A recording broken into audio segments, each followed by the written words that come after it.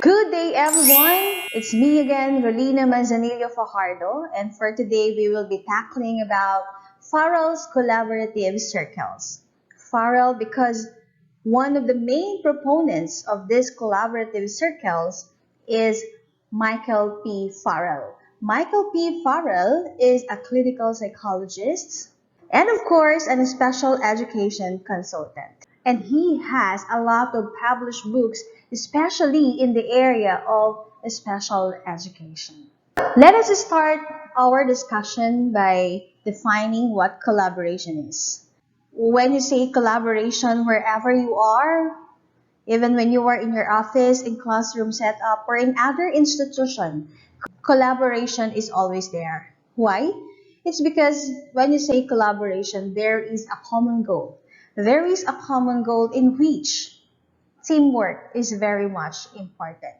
So that is what collaboration is. Collaboration takes place when members of an inclusive learning community work together to succeed in the classroom. Therefore, there is teamwork for the common goal. Okay, so in what kind of settings do collaborative circles form? Collaborative circles form for those who share similar occupational goals. For those who collaborate and make fruitful dialogue with others, and for those who negotiate a common vision that guides their work.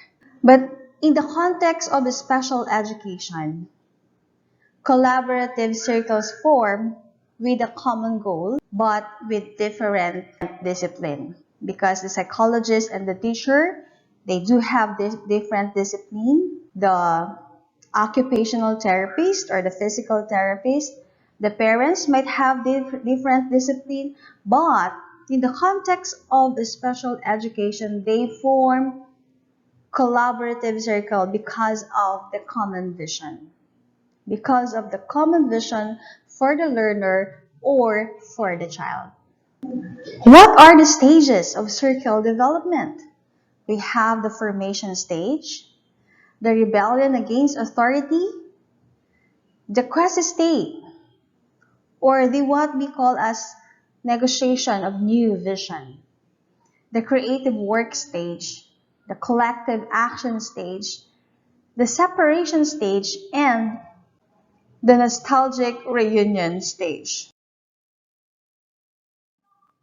So under formation stage, based on the context of Farrell, 2001, page 17, collaborative circles are formed by friends who meet one another in a social network consisting of members of the same discipline or occupation. This means that if you are in a circle of educators, then probably your collaborative circles would be of the same discipline. If you are a medical doctor, your collaborative circle would be the doctors. If you are an artist, your collaborative circle would be of your same interests. But again, let me reiterate that in the context of the special education, formation stage with the common goal. They have the members of the collaborative circles have different discipline, but they have the common goal. That's how they form their collaborative circle. So formation stage members are happen to be in the same place at the same time. Although it may seem that they met by chance, it is likely that their shared values and aspirations led them to gravitate toward a common goal. Under the formation stage of the collaborative circle of special education, the center is always the learner. We are forming a common goal for the learner. Not for our common good, but for the common good of the learner. So let's move on to the next stage, which is the rebellion against authority. At the early stage of circle development, before members develop the trusts to explore their deepest interests and before they sharpen the boundaries between themselves and non-members, they often discover a common dislike toward authorities in their field. So that is under rebellion against authority. In this stage, members find easier to talk about what they dislike rather than what they like. But later on, they realize that they can do nothing but to work for the common goal. And of course, for the betterment of the child and the collaborative circle and the institution. Third stage is that the quests, which is a negotiation to a new vision. In these, members begin the process of constructing their own vision. And in constructing vision, the following should be considered. First, the basic facts that should be taken into account in a field. Second, the most important problems to work on. And third, the best ways to work on. Relating to special education, again, this is how important knowing the basic information of the child, like medical records, parents, caregivers information, the family history, and so on and so forth. Why? Because in these facts, we could able to identify or analyze if in what areas of the child's development need to work on. That is under the quest state. So what is a vision? Based on the context of Farrell again, a vision is a theory and a method for doing work in a field. How about the fourth stage, which is the creative work stage? During this stage, the group members alternate between times when they work alone or in pairs and times when they meet up as a group. So this is the book that I use for this discussion, Collaborative Circles, Friendship Dynamics and Creative Work, in which the author is Michael P. Farrell. So what is the purpose of meeting together of the members of the collaborative circle? To replenish their self-esteem, to sharpen their understanding of the vision, and to share solutions to problems. With this, it is expected that before the members leave the meeting, that before the members of the collaborative circle leave the meeting, they have already the renewed energy and commitment to work. That's the purpose of having meeting in a collaborative circle. This stage of circle development is very important. Why? Because this is where the members update each other, the problems they encountered in the group, and with that, they could plan for the solution. Then how about the collective action stage? This stage begins when the members decide to carry out a large project together. Example, a group of artists may decide to stage an exhibition. A group of writers may decide to start a journal. A group of scientists may decide to develop a research proposal. Then in the context of special education, this is the moment in which the parents, the learners, and the teachers, and the other members of the collaborative circles band together. In here, they have what we call as the family day, team building, educational tour, Paralympics, and so on and so forth. So those are under the collective actions.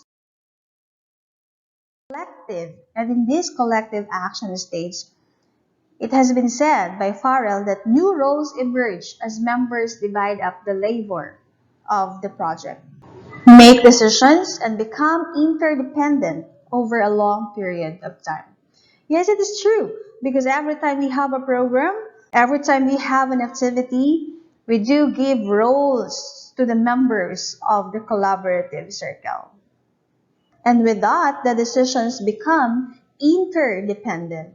But then, there is a precaution in here that in this stage, conflict among members is likely to increase during the collective action stage. During the collective action stage, the circle participants deal directly already with the outside world. And with that, there are some members who may be attempting to sell their work or to win recognition for it from authorities in their field, such as editors, grant reviewers, or art juries. Or not only that, sometimes conflict happen among members of the group. It's because of individual differences. In this case, what will happen if conflicts are not resolved under the collection stage?